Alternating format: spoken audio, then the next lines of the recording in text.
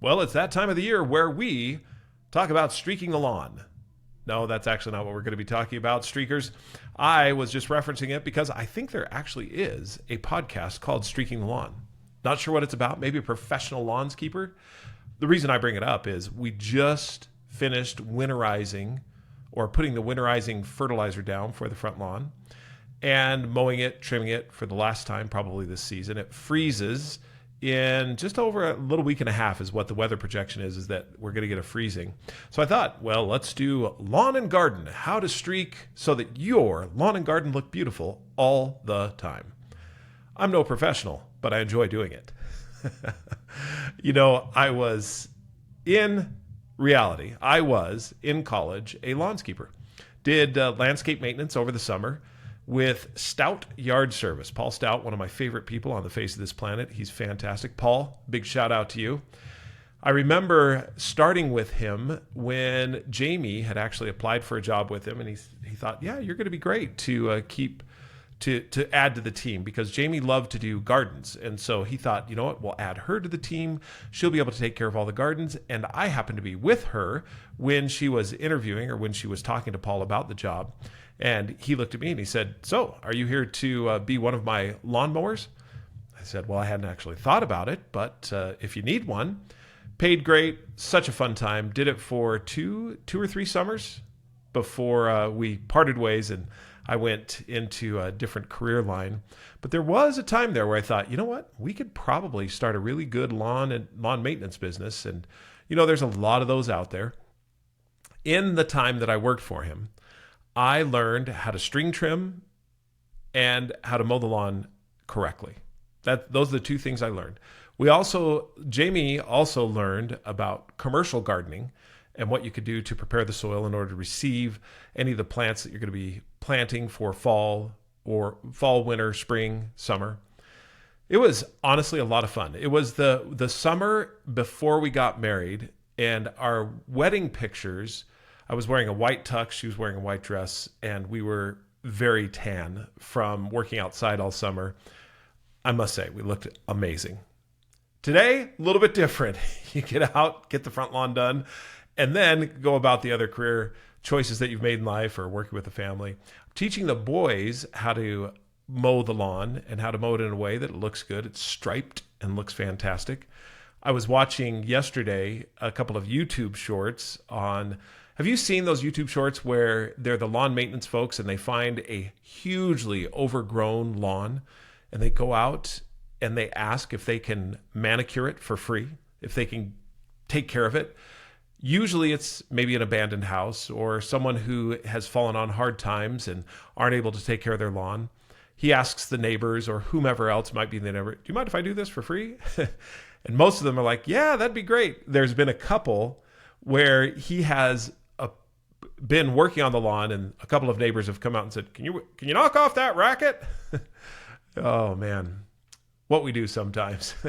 Anyway, that's what I wanted to talk about. And this all leads on into what I wanted to talk to you about. This is Jeff Downs and this is the Streaking Show. What I wanted to talk to you about today is something we were talking with Chance about last night. One part of our society today, an integral part of it, is social media. We are all influenced by social media in one way or another. Social media's rise came probably with YouTube, and then the Twitter came out, now X, Instagram, Pinterest. All of these were the start of Facebook, were the start of social media. And what is social media? Or user-generated content. That's really what it is. It's people that are looking to maybe entertain for a few minutes, gather a following, get a lot of people, influence them. All of these YouTube shorts, as I watch them, I'm usually looking for a little bit of an escape, a little bit of an entertainment. We were talking with Chance about this last night. And as we were talking with him, one of, I guess, the mantras that goes out today is that social media is bad. All social media is an awful influence. Teenagers suffer mental illness from social media.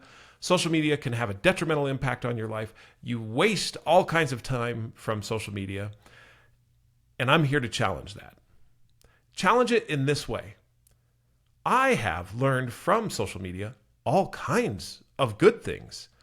I have via YouTube. Now, YouTube, yes, social media, user-generated content, a little bit different in that it's not the short form. It's not the 10, 15, and the longest a minute, even though the shorts are. YouTube, I've learned from YouTube all kinds of carpentry questions that I've had. I've gone onto YouTube and looked at. I've also looked at YouTube for, you probably have been in TED Talks, looking for different concepts, really being influenced and inspired by people who have spoken at graduations or commencements, or individuals that post some story that's inspirational. I've learned a lot from these. There is detrimental stuff that's posted on social media. Is social media bad? I would say that social media is a neutral. There's good content that's posted on social media, and there's bad content. Good and bad, both across the board. The question is not about the social media. It's really about what I choose to watch and view. Some of you know, and you may have been listening a little bit, that I set a streak to search for at least one inspirational thing every day. That streak has changed my social media feed because as I've watched any short, I don't really watch reels or anything like that. And I know I've talked a little bit about this, but this all leads into the conversation that we had with Chance. I've changed my social media feed simply by, in YouTube Shorts, liking and disliking what inspires me, liking, disliking those things that I'm not inspired by, or that stir up like anger or frustration, stir up any type of feelings of aggressiveness. I dislike those. What's happened is my social media feed has now turned to many inspirational stories. When I go to it, here's what I see. Either carpentry stuff. As an amateur carpenter, I like to be out in the shop building something like a piece of furniture or working on trim for the house or shelves for the house. Pretty amateur. But up comes different carpenters who are professionals and have great points and tips. Also, inspirational stories. Inspirational stories, you've probably seen the military moms and dads coming home to greet their children. Those are inspirational. Also inspirational, good acts of service where people are going out of their way to help someone in need, someone who's gotten into trouble, or maybe a pet or an animal that is in trouble and therefore someone reaches out and helps that pet or that animal. All of these things inspiring. So now every day when I look at social media, I get inspiring content. What this does for me is that inspiring content, which is really quite great, is the inspiring content gives me enough that I don't waste time on social media. Now, what is wasting time on social media? Is there an argument to have some type of an escape that's 3 or 4 minutes long? Well, actually, 15 seconds to a minute long. I would say yes, there is. Now, where does it go over the top? Well, it goes over the top when I transition from a few minutes to completely just engrossed in it and watching it for whatever reasons and losing track of time. In other words, I've gone away from being intentional and deliberate to unintentional and automatic. I'm just watching it now because, wow, that's great. A couple of great comedians come on and I'm just going to follow down that path. Or there's something that I'm interested in and I just follow down that path on carpentry or anything else. Some of it really great when it's intentional and deliberate. When it's not intentional, deliberate, I get into the automatic and unintentional. It's no good. Chance, we were talking with him last night. He's our 12-year-old. And we were discussing all about social media. He was saying that, and there are people who show that social media has a negative impact on teenagers. There's any number of studies that you can go out and say has a negative impact on teenagers because of the way their brains are forming, some of the different ideas that aren't quite solidified yet. Social media can have an impact influence on those. It can also have an impact influence for good. Here's the thing about it. Social media is not going away. It's here. It's here to stay. There was once an analogy that a professor used to describe the internet overall. And he said he lived in California with his parents, and everyone where he lived in California, most everyone had a swimming pool in their backyard. Because that was the case, he said, my parents taught all of us to swim from a very, very young age. It really was, the option was drown in a pool or learn how to swim. And they thought, you know what, there's so many swimming pools around here. We're going to teach everyone how to swim. So that's what they did. Everyone learned how to swim.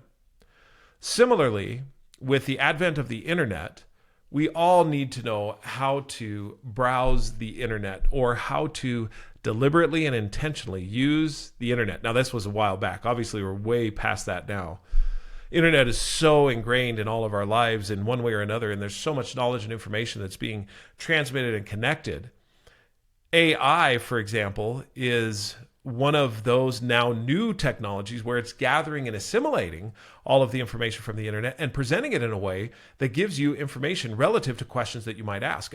Unlike a search engine, a AI intelligence gathers information, and weak AI, as it's called, really puts algorithms together, and it's just doing surface searches. Whereas strong AI, or AI that's going to be intuitive, can actually make inferences based on information that it's given. Not way off course here, but you can see how internet, short form media, all of those things start to work together, AI work together, and it's influencing you, impacting our children. So Chance and I were talking about this, and Jamie was there too, and we were saying, okay, is social media good or bad? And we were asking him what he watched and what he viewed on social media, because he is able to view YouTube and look at it. And the key critical component here is that he learned how to navigate the waters of social media. Because whether or not I have it in my home, he's going to see it somewhere from one of his friends or from just interaction in society. So the question is how do you become your own best filter? How do you make sure that the rules, you set your own rules, you're strong enough to set the rules that will help you to maintain the standards and the intentional deliberateness with any social media that you want to maintain? This is where streaking comes in. Because as you set a streak to really do any number of different things in your physical, spiritual, mental health, social health life, what you're doing is building the self-discipline to be able to maintain conscious, deliberate thought as you go into some of these areas where they don't want you to have conscious, deliberate thought, where the creators of the social media want you watching for as long as possible. You have control. This is what we said to Chance. You have the choice. You are not a victim of circumstances. You need to be mindful and thoughtful as to what you're watching. A couple of just key rules of thumb that I use for myself, and I mentioned them previously. If it brings about feelings of contention or anger, that social media, it's gone. And honestly, it does not matter what side of the political aisle you're on, no matter what area of life you're in, there can be on both sides of everything contention and anger. If it stirs that up in me, I dislike it. I don't watch it. Number two, if it's tantalizing to break my values, in other words, it goes against what I believe, both my faith-based beliefs and also my personal beliefs, if it goes against what I believe, even though it may be interesting, because it can catch your interest, it's gone, dislike. As you watch for, intentionally, deliberately watch for how it impacts you on the inside, what you're thinking, what you're feeling, then you can make the choices necessary to filter yourself and your social media content through disliking. When you dislike something, it changes the algorithm because, again, social media people want you to watching as long as possible, and they figure if you're watching things you like, then you're going to stay on it longer. Therefore, if you dislike something, then the algorithm will pick up that you don't like that. If you don't like something, you'll stop watching, so they're not going to present that thing to you anymore. There are times where certain, let's call it bad actors, sneak in, and I have to dislike those pretty quickly. For the most part, though, if you're conscious and deliberate about your social media viewing, disliking at least one thing every day, there's a streak for you. Dislike at least one thing every day that you don't like one thing that is inspiring, uplifting every day. That will put you in the right path to getting where you want to go. This is what we talked to Chance about. Building up the strength necessary to be able to navigate the waters that are going to be the ones he will be floating in as he grows up through his life. That's what's happening today. Does social media have a negative impact on you? If you let it.